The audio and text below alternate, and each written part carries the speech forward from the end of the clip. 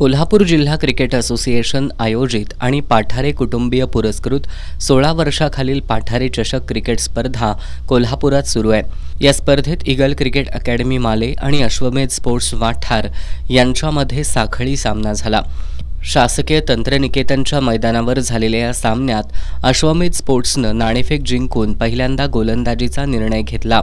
प्रथम फलंदाजी करत ईगलनं 346 ही स्पर्धेतील आजवरची सर्वोच्च धावसंख्या रचली। यामध्ये ईगलच्या विश्वराज सुतारच्या 89, शिवराज पाटीलच्या 68, सुयश लाडच्या 32, वेदांत पाटीलच्या 26, हार्दिक बिरंबोळेच्या 19 आणि शंभूराजे खोतच्या 18 धावांचा समावेश आहे। अश्वमेधकडून गोलंदाज सुजल निकमनं 2, प्रणव चटणे, राज सूर्यवंशी आणि राजवीर पाटील यांनी प्रत्येकी 1 बळी घेतले। 347 धावा करण्याचं आव्हान घेऊन मैदानात उतरलेल्या अश्वमेध स्पोर्ट्सचा डाव अवघ्या 158 धावांवर संपुष्टात आला।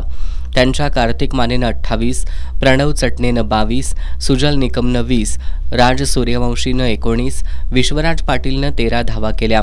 ईगलकडून भेदक गोलंदाजी करताना वेदांत पाटीलनं 5, श्रावण देसाई, विश्वराज सुतार यांनी प्रत्येकी 1 बळी घेतला। ईगल क्रिकेटनं तब्बल 189 धावांनी सामना जिंकत पाठारे चषक क्रिकेट स्पर्धेत एक वेगळा विक्रम रचलाय।